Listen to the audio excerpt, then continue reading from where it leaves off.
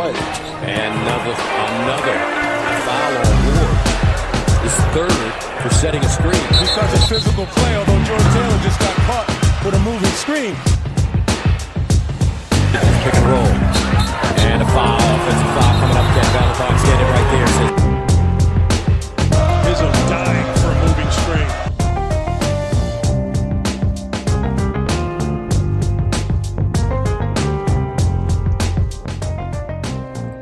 Well, folks. Here we are. It is February 21st. Finally, we can talk about the game that everyone's been waiting for. I'm Brendan Quinn from The Athletic. I'm in a hotel room in downtown Minneapolis. On the other end of my laptop is Dylan Burkhart, the great Dylan Burkhart of umhoops.com. What's up, my man?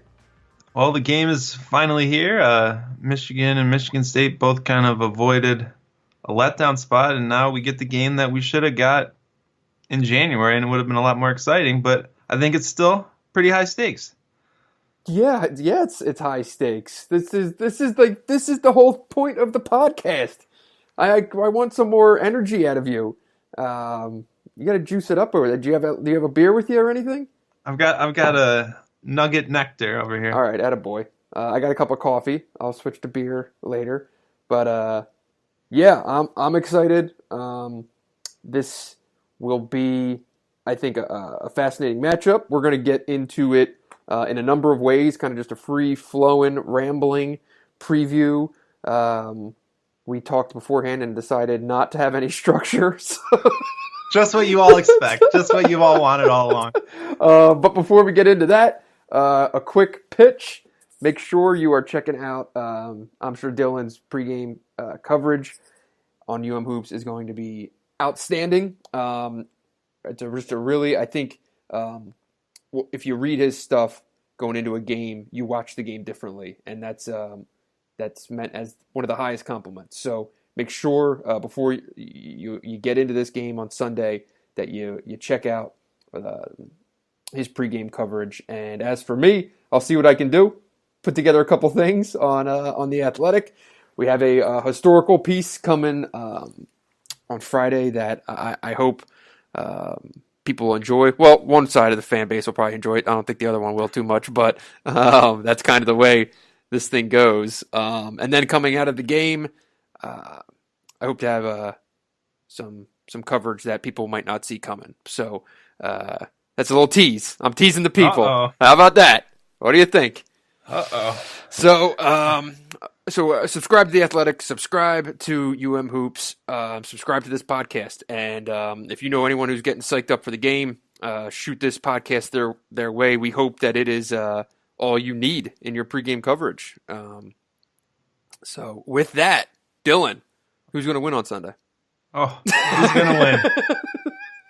Well, considering I just picked Minnesota to beat Michigan this week, my track record's not great. But let's get into it, and we'll go through this piece by piece, and we'll come up with an answer on it. We can't tell you at the start of the podcast. I agree. And also, if you're not listening to this podcast by now, and you're not listening to this episode, you're probably never going to listen to the podcast, because this is basically it. It's a great point. Yeah, for a free podcast that's out there, this is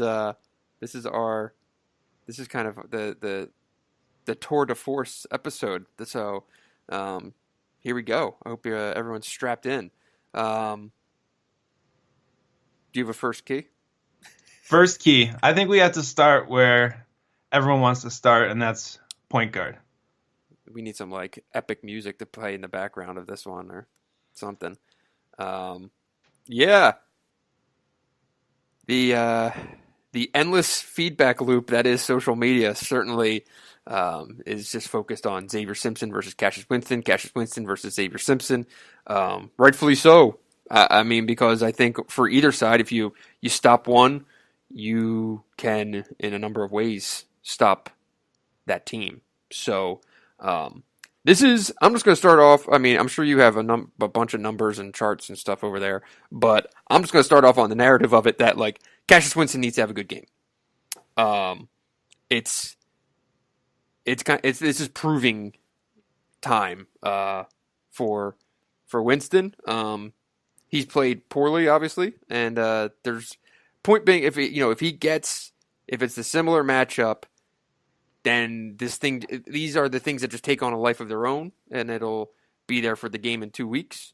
I'm not saying he needs to go have the single greatest game ever or anything like that, but it can't just be what it's been in the past. What's the biggest key, do you think, for Winston turning that around?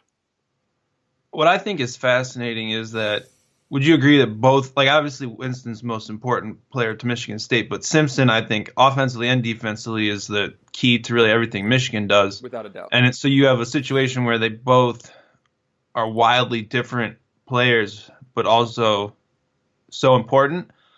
And Simpson has really the tools to frustrate Winston, and we've seen that. Mm-hmm. But I think first we need to just talk about how well Winston has been playing. I mean, I would say right now he's a slam dunk Big Ten Player of the Year. Agreed. Agree or disagree? Here's the thing: like Happ and Edwards are going to get votes just because Happ and Edwards are going to get votes.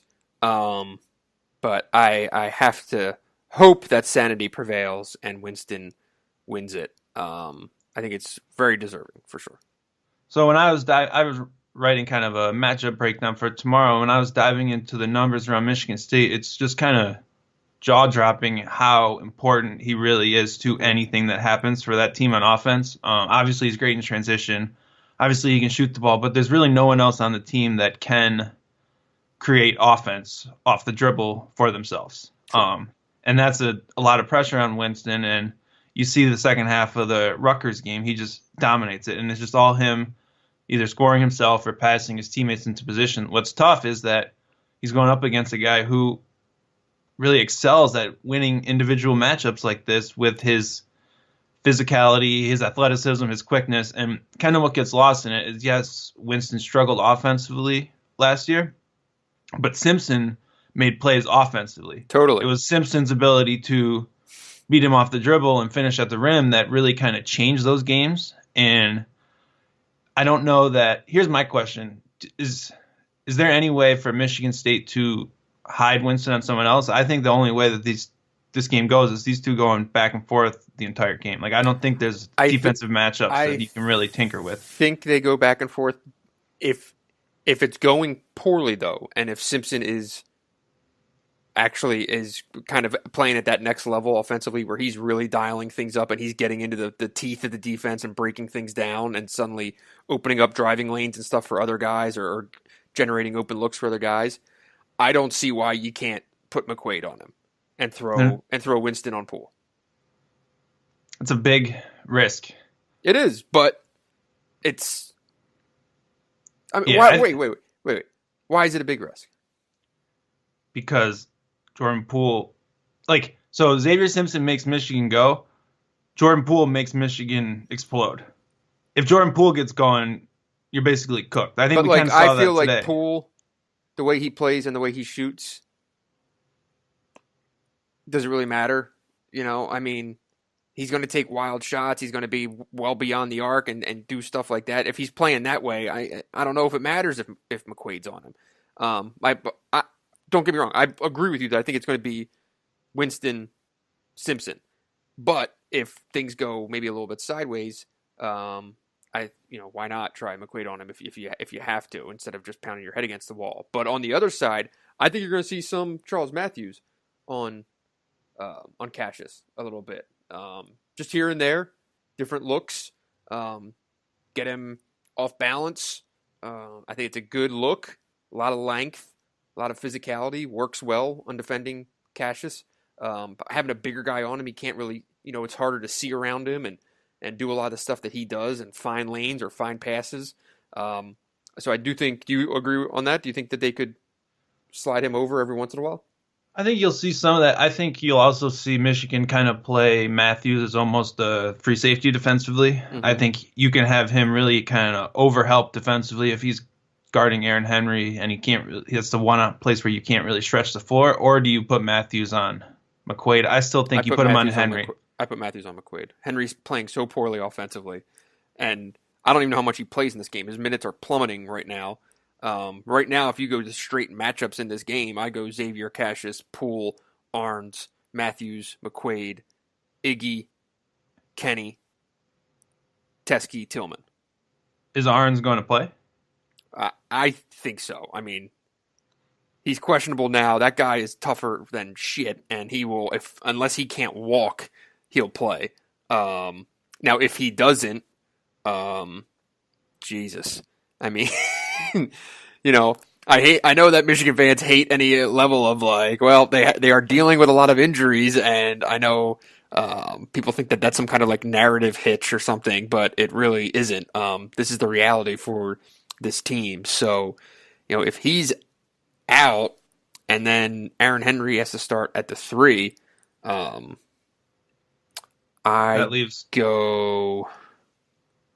still want Matthews on McQuaid if I'm Michigan. The way they run him around and run him around and run him around, Matthews can stay with him, and he can get that. He will work through ball screens. He's strong enough and fast enough to get around every screen that they throw at him. And McQuaid, like you mentioned, Winston is the main guy on the team, or sometimes the only guy on the team who can actually do anything off the bounce. McQuaid has shown more and more of that of late. He has actually done stuff with the ball in his hands and pump, fake, and go. Matthews can stay in front of him. So I want that matchup as much as humanly possible if I'm Yaklich. Poole did a great job on Gabe Kalisher tonight, who was really similar situation where he was the shooter and had to stay out on him. It'll be interesting. I think they'll mix it up. I think you'll see a lot of switching.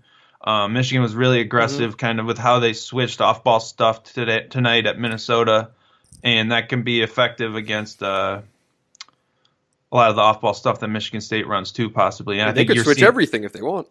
Yep, and you're going to have to maybe switch those 1-4 screens with Kenny Goins and the pick and pop, and Michigan will do that. That could kind of Winston, maybe could be a way to get Winston going if you can get a switch on that sort of action. It'll be really, I don't know. Winston can't, if Winston can't play a bad game in this game, because I don't know what else Michigan State can really do. That's what I said at the start of the show. He can't have a poor game, or they have zero chance. Right? I mean, the first half against Rutgers is the perfect example. If he's not locked in and getting buckets and creating for everything has to go through him. He either has to score it or pass it pretty much every time. And that's not fair, but I mean, you got to win some way, right? Yeah, it really comes down to that. I mean, I just think he'll have to produce no matter what. Is this game in the 40s, 50s, 60s, or 70s? I could see all of the above for sure. I would guess in the 60s. I'd be shocked if both teams crack 60 points. That's fair. I think it is going to... I mean, we've seen... 63, Michigan, 58, something like that. 2 halves in a row holding the team... Or 2 first halves in a row holding the team under 20 points and not being able to pull away. And we've seen Michigan State back-to-back games hold a team to, I think, less than 20 points in back-to-back halves as well, right? In the second halves of the last 2 games. Yeah, the wild card is 3-point shooting, obviously. So Michigan State has questions to answer offensively. We're kind of seeing how they shift without Nick Ward, but I think this lineup, some of the lineups they're playing defensively might almost be better. I 100% agree with that. In a lot of ways, Nick Ward got played off the floor when these two teams met last year. And put it this way, for all the talk about Michigan's defense and Luke Yaklich and Michigan State has better defensive numbers. And this will be the best, right? Michigan is second nationally in adjusted defensive efficiency. Michigan State's 7th. What about in the Michigan's first in the Big Ten in points allowed per possession. Michigan State's 3rd. Michigan State's field goal numbers are better. There you go. Okay, whatever. You get my point. I might have just made that up, but you get my point. They're both really good defensive Here's the teams. thing. This might be the best defensive team Michigan plays this year. Fair? Yeah, I mean, yeah, Michigan. So you're talking about a poor offensive team in Michigan. And I put poor, in relative quotes. by the program standards, poor, right? Playing maybe its best defensive team of the year. That's Yeah, I would put them in a similar category to Wisconsin, probably defensively, right? I mean, and we've seen those games drag out. I mean, it's hard for Michigan to score points against. Tonight, it was against the second worst defense in the Big Ten. Sure. It's hard for Michigan to score points against anyone. And what changes for Michigan State's defense in the second half of those games when they just lock down? Like, what you were at both of them. What do you like? Is that just home crowd? Is it something changing? Is it just the environment? Where do you put it at? Well, they haven't really been able to figure out why they're starting so slowly or so poorly. It's really just been almost, I don't know if it's like coming out lax or not being zeroed in on assignments or whatever, because I'm not seeing any dramatic differences of like, oh yeah, well they're guarding these actions differently or anything like that. I don't know of anything like that, and there could be. I'm sure if the staff was a guest on the pod, they would probably be like, well, you're an idiot. But yeah, I really think it's when they get going, they dial it up. That's like anyone else, just play harder, step out, get in people's faces, and like that's real, right? It's like anyone else. All right. So let's talk about transition offense a little bit. Yeah. Michigan, I'll have an article up about this tomorrow, but Michigan leads the country in points allowed per game in transition. Really? Fewest points allowed. Fewest. Michigan points, okay. State, they're the best. They have the best transition defense in the country. Okay. Michigan State is somewhere in the top 20, and they're more efficient than most of the teams ahead of them. They're the best transition offense in the Big Ten for really the second year in a row. Michigan kind of dominated that. Michigan's defense stopped that last year, I would say, by and large. I don't know. Do you think Michigan State can get that transition offense going on the road in Ann Arbor without Nick Ward, who's really one of their best threats to kind of put pressure on the rim with his rim runs? I would be inclined to take Michigan in that conversation right now.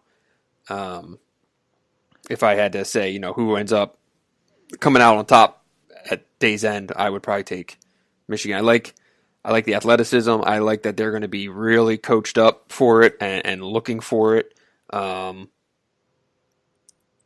going to have anyone on the glass, really. Maybe just Teskey there for tip outs and things like that. But I think they'll be getting back on every miss for sure. And yeah, I mean, it's a really good matchup against Michigan State because they have the athletes to run with them, and you have a guy in Simpson who can stay with and in front of Winston for 90 feet. Yeah, I think that's what stopping the ball is so important there, and the kick aheads and stuff like that to Winston's going to be tough because Simpson's going to identify him at all times on the court and be on his hip. So sometimes it's going to be just difficult getting the ball in his hands in transition, that's the ultimate roadblock. Let's go a little bit back to Nick Ward's injury, what you saw from Michigan State on Wednesday, I guess that was, and what Xavier Tillman can bring to this game. I'm really curious your take there. He played 32 minutes without dying, so that was good. Because that was the big question for me is, going from 20 to 25 up to 32, 34. Will any starter in this game play fewer than 30 minutes on either team? Taking foul trouble out of the conversation? Well, what's your bet? Over under? Well, it depends on if Aaron Henry is a starter. If Aaron Henry's a starter, I don't think he's going to play over 30 minutes. I'll say two players don't play over 30. Okay. But to your question, Tillman's ability to step out and ball screen defense and not only perform well, but then also make in-game adjustments to to changes that the staff makes in what they're doing in real time is simply at a higher level than Ward's. And that's that's pretty advantageous for Michigan State, because I feel like their ability to not get put in the blender the way that they have in the past on Michigan's high 1-5 stuff is paramount in certainly keeping this a game, because that's when things have gone just off the rails previously. If Teskey's hitting shots and they're getting them, that's absolute worst case scenario probably. Yeah, and it'll be, I don't know how. Last year, I guess we talked a lot about how Michigan State should switch those ball screens with Mo Wagner on the top, and they didn't, and he sort of ate them up that way. What really I think you get is Michigan is able to negate a lot of Michigan State's length and like rim protection by spreading the floor. By having a Teskey and ball screen action at the top of the key, pops out, even if you have to give 50% of an effort to stay with him, you don't have someone at the rim to protect against the drive, right? So Simpson can finish, Matthews can finish. And I think so that also comes down to Brazdeikis in the corner. If you can't help off of him, you essentially have a situation where you've spread the whole floor out, and all of a sudden it's a lot easier to score at the basket, and you can just attack one-on-one. And that will be, I think, Michigan's offensive game plan. I'm not sure that they can shoot the. I feel like Michigan State's plan almost has to be force Brazdeikis and Teskey to beat you with those perimeter shots before you kind of overplay them. Do you agree or disagree?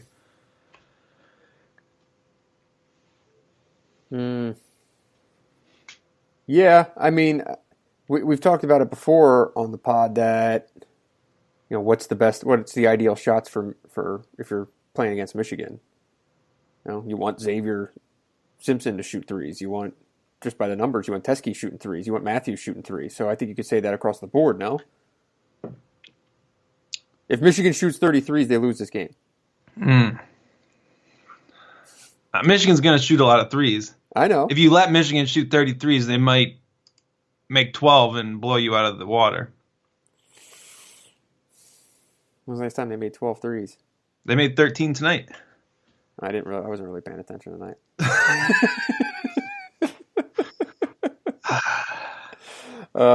Yeah, Richard Pitino was not thrilled with how that went.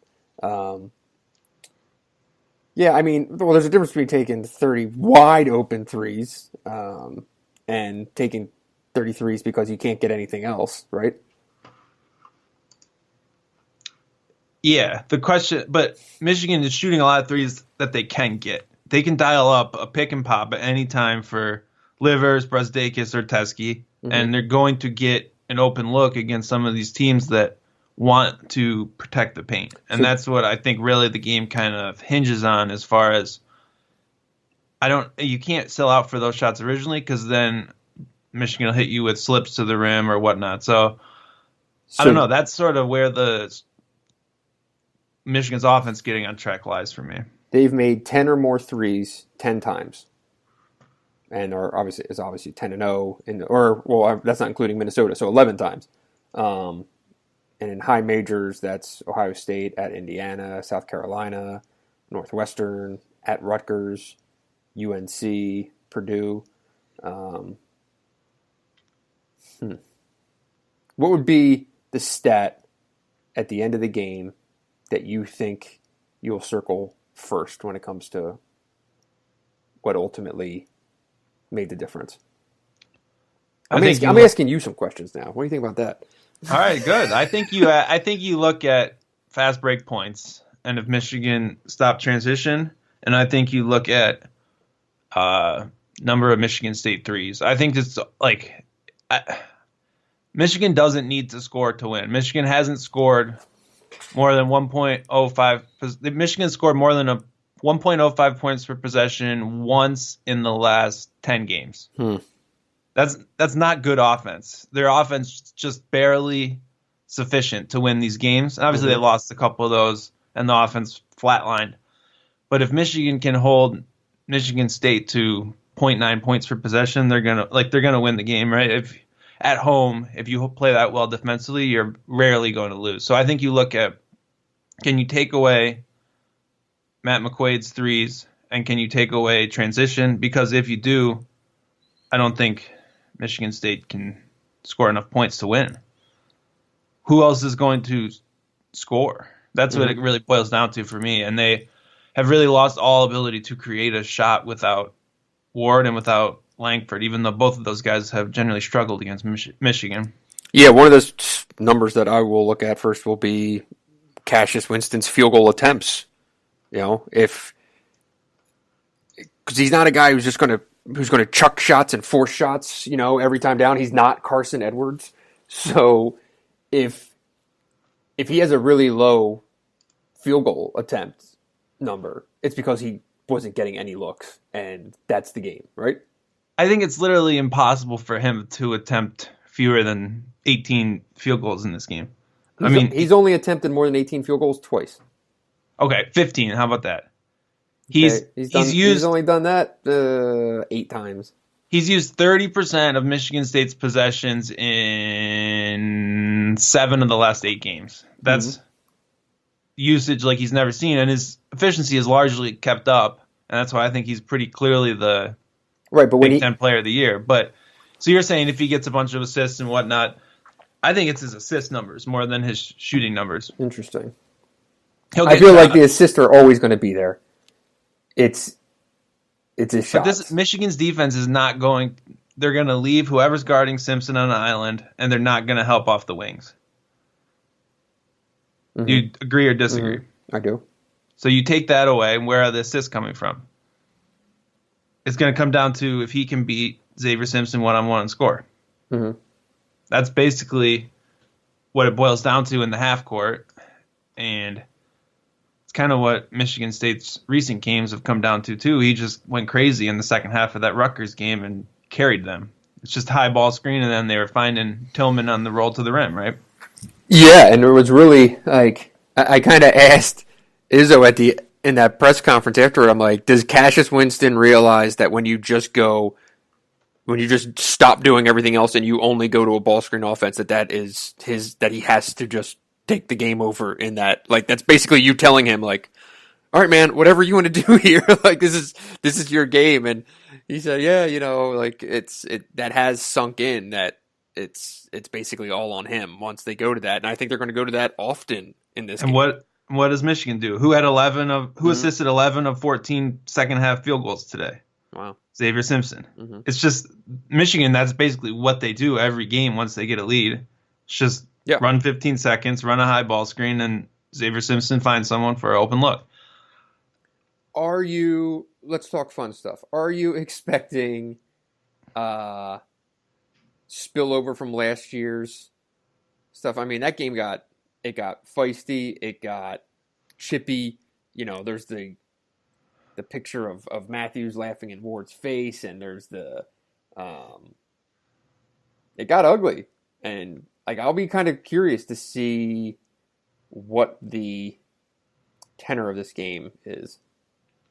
The chippiness from Michigan State's side of things is going to be on the bench, right? I mean, Nick Ward has been in the middle of every altercation between these two teams over the last. Don't put it past him to get on that court still and find a way. You know, he's got his hand wrapped up. He can swing that sucker around. Yeah, Michigan still has its chippiness. I'm sure that side will be chippy. I just think the players in that Michigan State, there's the only players Michigan State still has healthy are not really the ones I would put at peak chippiness. Would you agree with that? Agree. I like peak chippiness as a attribute to Way. Like, who's getting technical on Michigan State side that's going to play in this game?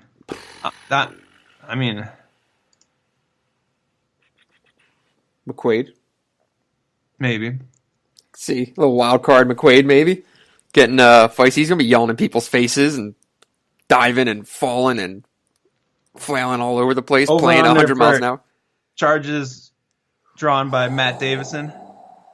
Matt Davidson. 2. On Charles Matthews. Fair. That's obvious. He plays with the off arm way too much.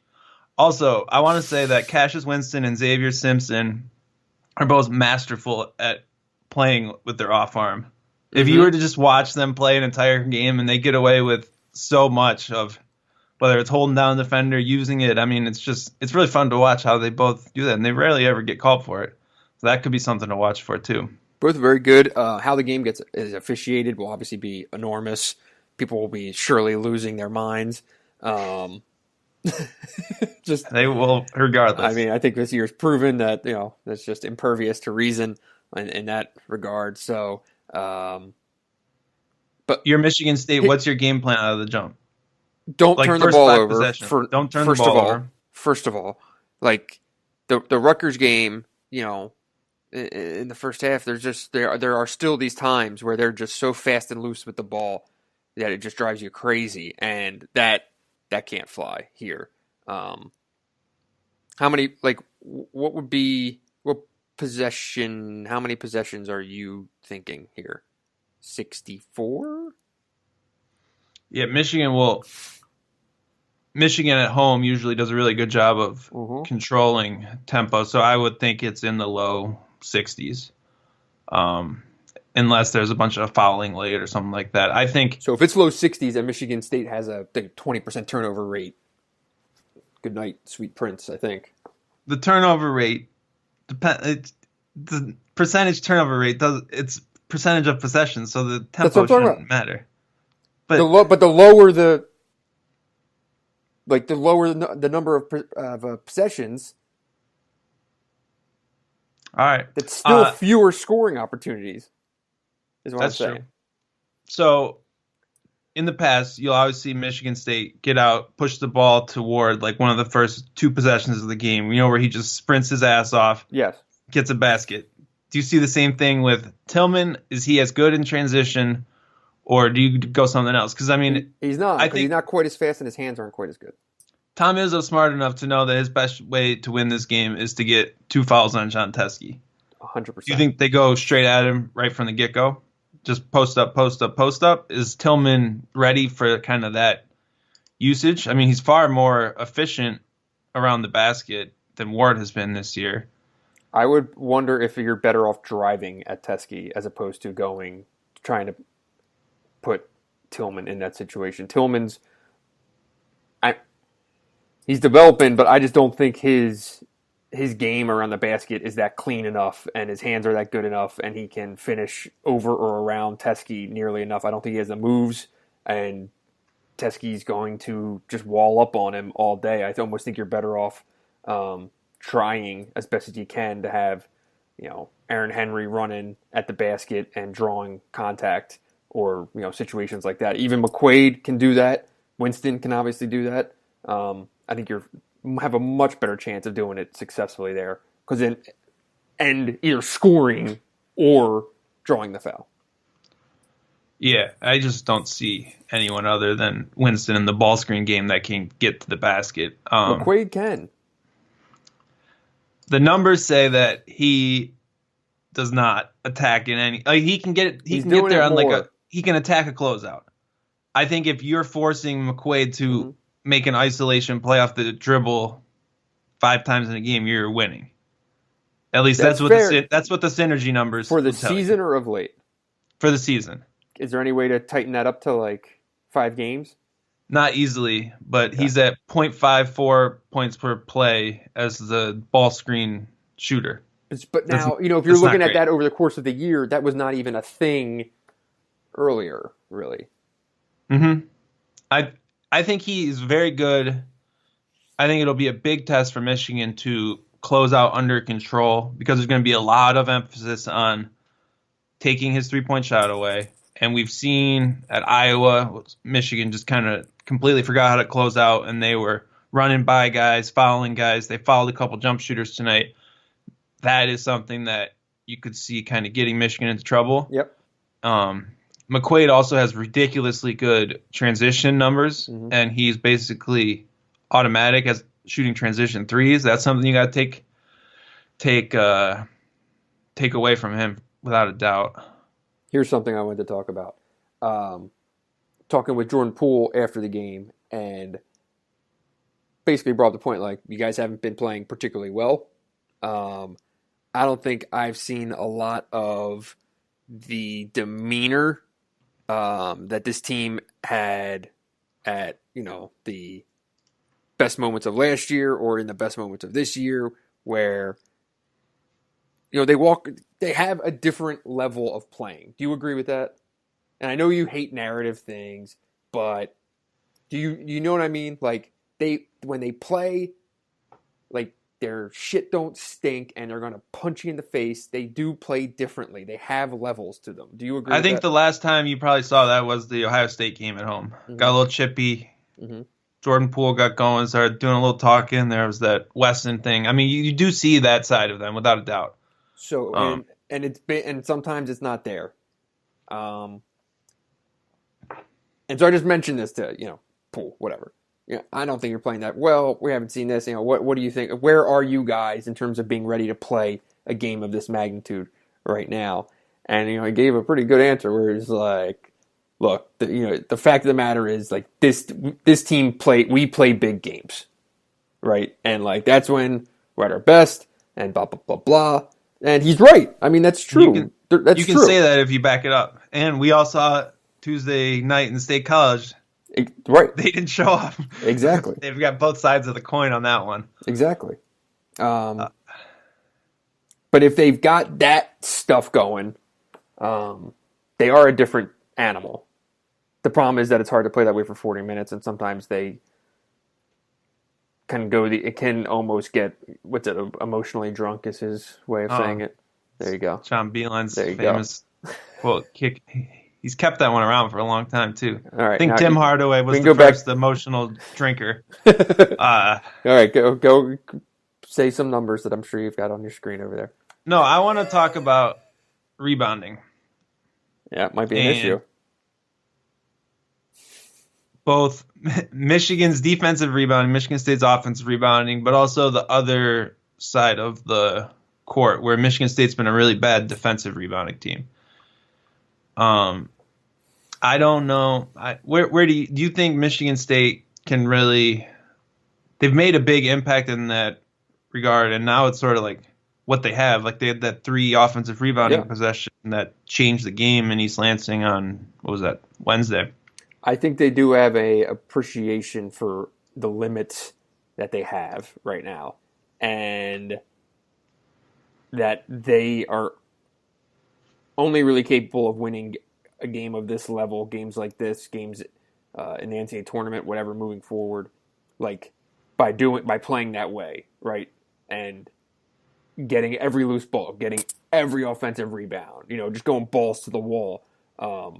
That's in them. I mean, I think they know the difference, and that could be a major issue, I think, for Michigan, because they can move bodies, those guys, and they definitely rebound with a different tenacity than Michigan does. To no one's surprise, either. To no one's surprise, Michigan's been good defensive rebounding this year by and large. I mean, they also have, I would say, an athletic advantage at most positions, either a size, length, or athleticism. Would you agree with that? Yeah, and Xavier Simpson is getting a little bit Derek Walton-ish. Although I guess he's been doing that for most of the year. That's not a new thing, right? He has. Today he just started, instead of getting the rebound, he would just take it from Minnesota after they got it. That was the new approach. That's right. I'm not getting up there. I'll just grab it from you when you grab it. Yeah, that's another one. I mean, offensive rebounding for Michigan State and stealing extra possessions that way in a game where Michigan will, they'll have 8 turnovers if they can steal some extra possessions on the offensive glass. Because not only do they do it, like, I feel like, and maybe it's only because you, A, recency bias, and B, just because you remember when they get buckets, but they seem to like capitalize when they do get those chances. I don't know if second chance points is something that you're tracking over there, but no, because they're great at kickouts. They get good looks. The second chance 3 is just an absolute killer. Totally. And that is where a lot of their best 3-point looks have come from. Yeah.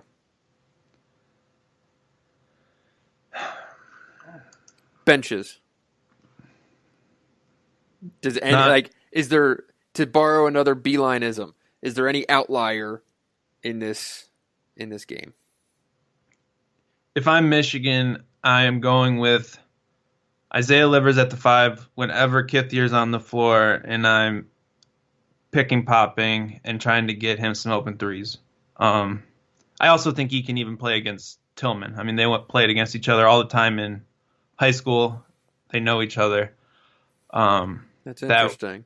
I think he has a role as a potential outlier. I'm not buying. There's a lot of people that have now been trying to get on this. Isaiah Livers should be playing more minutes than Ignas Brazdeikis train, and I know that he did play more minutes than him tonight, but I think Brazdeikis still gives you something in this game, and I'm not going that far, but I don't know if I even play around with Colin Castleton or Brandon Johns coming off the floor. I think you, as long as there's not foul trouble, you try to go all the way with just Livers and Teskey at the 5. I would have to agree with that. I don't know that this Michigan State team can punish that look, but could be wrong. You don't think that when Kithier's in, that's even more of a golden opportunity for Teskey? No, and what Teskey does, it's not like they're gonna go isolate Teskey on the block and go one-on-one against Kithier. I mean, how is Kithier's ball screen defense? I haven't seen enough of it to even have an opinion.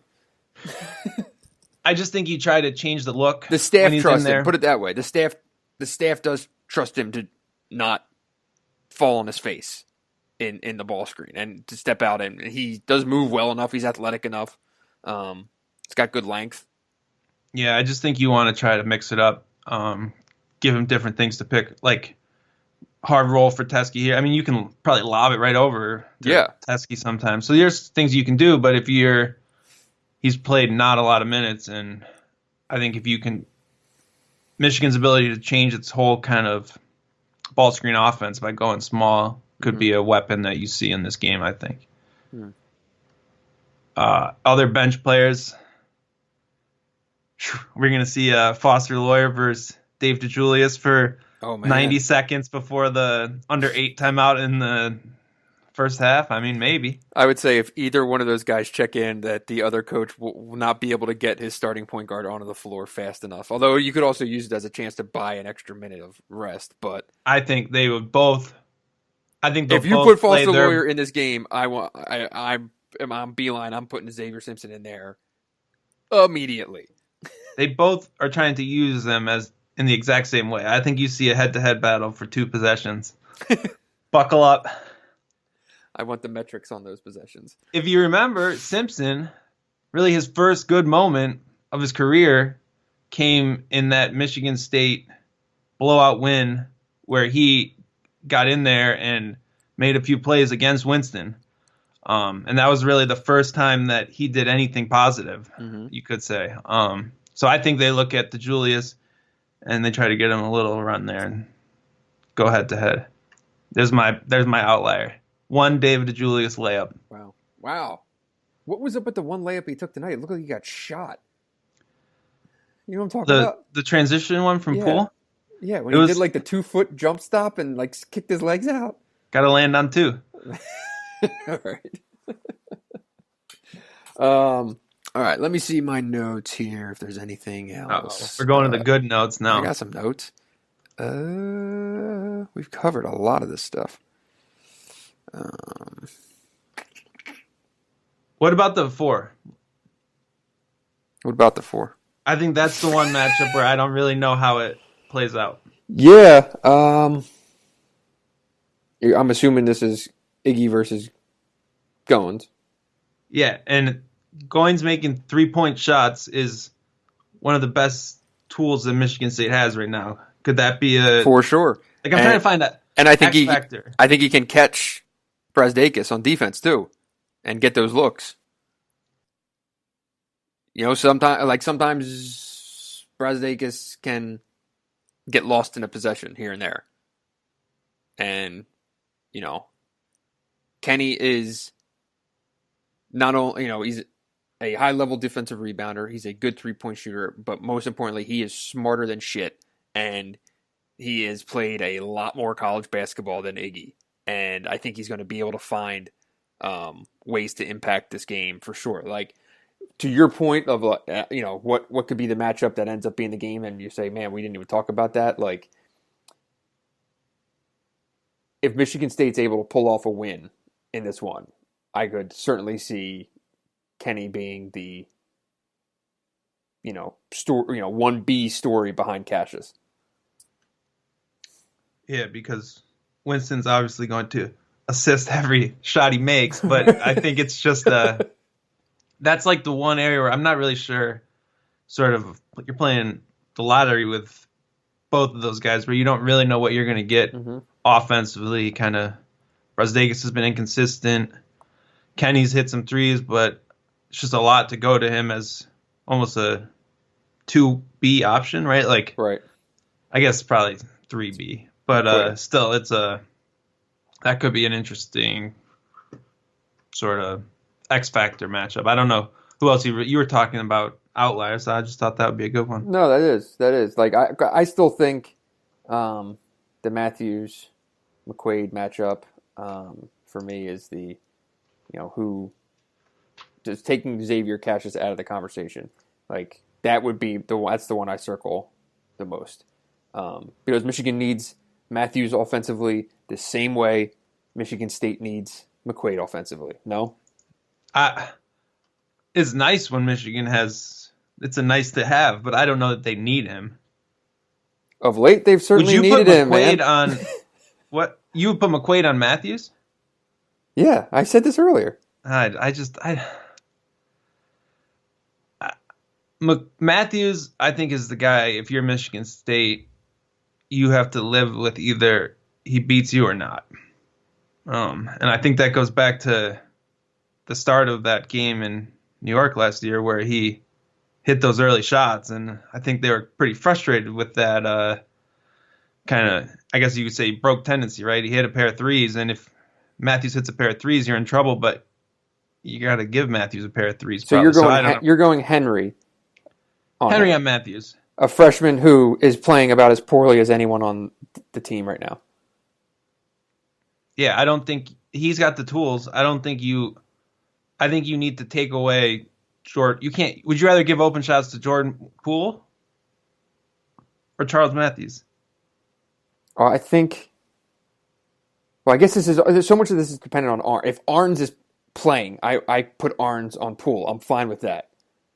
You're right though. Okay. If Arns is out, that changes things. I would agree with that because I don't want Henry on Poole, right? And if that's what it boils down to, then yeah, you'd have to switch it. Put McQuaid on Poole, Henry on Matthews. We'll agree on that. But if Arns is playing, I'm putting Arns on Poole. At the end of the day, your biggest problem is McQuaid is basically a weapon that can neutralize a number one option. Mm-hmm. And you can't even figure out who he should guard. And don't sleep on McQuaid on Simpson. Yeah, I think you're going to have to. I think that's really the answer, but that creates a whole nother set of problems. The sneaky way might be to put Simpson I also on think Matthews. Cassius has improved defensively. Yeah. He's not a total, like you mentioned earlier, said hide him in places like he's not quite at the level of having to hide him as it was in years past. He's certainly going to be out to prove it. I mean, totally. That's about as all eyes on one matchup as you can really get. Because and here's the other thing. Sorry, go ahead. No, go ahead. I was going to say, here's the other thing with the point guard matchup is Winston in the last few games, I know they're asking him to do a ton, but Michigan's asking Xavier Simpson to do a ton. Winston's been gassed at midway through halves, especially at the end of games. Has just been totally cooked, and you don't see that from Simpson. No. So if this game is, a balls to the wall firefight and it gets into the last 5 minutes and it's a close game, Simpson is plainly better conditioned to finish out that game than Cassius is right now. Yeah, Simpson and Poole are actually playing a higher percentage of minutes in Big Ten games than Winston. I think that you look at, I guess another question is, does Michigan State do something gimmicky, so to speak, against Simpson? Go way under everything, like play off of him. We've seen that at times. He's made a couple threes. He missed his hook shots tonight, but you want Simpson to beat you with his shot, not with totally his penetration and passing. But Michigan State is not really a gimmicky defense. Most good defenses are going to play to their core philosophy 99% of the time. My instinct would say that they just go with what they are. I mean, they did last year, and we saw how that worked out. I don't know. Yeah, I guess it comes down to, can Winston stay in front of him? Mm-hmm. That's really the bottom line, because that's what it's come down to for really the last year. Right, and also you have to take into account that when things went so poorly last year, it was also with a different matchup at the 5 as well. So not only were you giving up a ton, but you're also having, it was just a mess at the center spot for them. Yeah, so what Michigan doesn't have that was really key last year in both games was Mo's ability to drive off of the pop. Off the bounce, too. Teskey plays out of the pick and pop. He's actually scoring more points as a roll man, but he has none of that ability to face up and drive. That gives Michigan sort of less of a versatile option, right? Like Beeline tonight was talking about, we're going to have Simpson and Teskey keep shooting because we don't know how else we're going to score. Mm-hmm. They don't really have a lot of options, so they have to kind of take that option that the opposing defenses are giving them. One other good stat for this one is Michigan State leads the country in percentage of field goals assisted, almost 69%. Nice. And Michigan is 20th. What is this, fucking Barstool, man? Come on. Michigan is 20th in the country in fewest percentage of. Wait, you have to repeat that one. What was it? So Michigan is 20th in the country defensively in terms of they only allow 44% of shots to be assisted. Wow, okay. So that's a huge gap. A lot of that comes down to transition. There's a lot of assisted shots in transition, obviously, but that's one to watch. That's another stat where these two teams are on totally opposite sides of the spectrum. Mm-hmm. Interesting. Okay. Pick time? We're almost up on an hour. Pick time. Do you do predictions? Do you do predictions? I don't do I don't think so either. Site, no. I would be inclined to say Michigan, and I would lean toward like 65-60.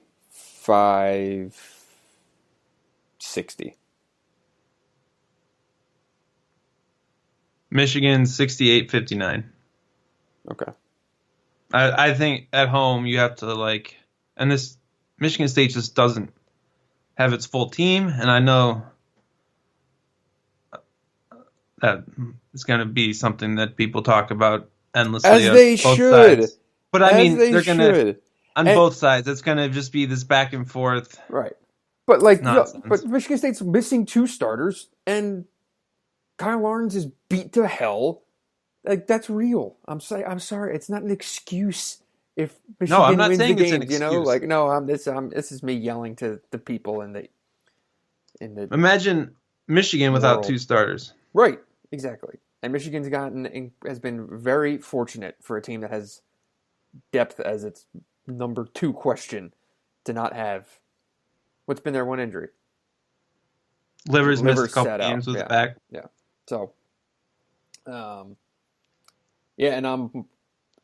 I've thought it's going to be a split all along with the 2 home teams winning. And I still feel that way today. Will there be a share of the Big Ten championship on the line when they play again? A share? Yes. Will one of the teams be at least playing for a yes. share? Okay. Your boys at Purdue just keep on really annoying winning me at this point. Like, get out of my storyline here, Purdue. I mean, much respect for what they're You doing. keep calling for their demise, and they just keep on pulling it out. That Indiana game was an embarrassment. Wins are wins. They're at Even Nebraska in the this weekend, correct? At Nebraska. Right? And why did no one tell me about this Tim Miles quote? Did you see the Tim Miles quote? I'm so tired of people having to apologize for stuff that's funny. That's a funny quote. Who cares? It's a podcast. It's a joke. He's making a joke. Whatever. It's gone from tears to bad jokes. It's called bad to worse. It's not a good situation down there in Lincoln. You know what I mean, though? Like, is that really warrant an apology? Not a great. If people don't know what we're talking about, do you have the quote? Miles did a podcast with Jeff Goodman, and was very open and honest about a season on the hot seat. And he said, like, at the end of the day, I'll still be a millionaire if I'm fired. Or like something like that. And like, yeah, guess what? That's reality. I would say this, even if he doesn't say it, you're going to think it, right? Anyone would. Is it a good look to say it? No, but it's funny. Who cares? God, people get so upset. I thought it was funny, but I also think it's funny at his expense. It's not looking great down there. Maybe they can give the teams in Michigan a little bit of title spark here down the stretch with a nice home win. Someone needs to do it, right? All right. You coming up? I'll be there. You'll be there. Are we? We'll have to figure out when to wrap up the game. We might have to go. We might have to go immediate pod. Uh-oh. This one. Next, you're gonna say we're gonna have to do a live pod or something like that. Right on the YouTubes. Oh boy, that's what everyone needs. Live from where we do before the little club down there. That's right. No, we'll get like a 6-pack. We'll go over to the homestead, Camp Quinn, and podcast it up. All right. Otis, well, there you go. We'll get Otis involved. There you go. All right.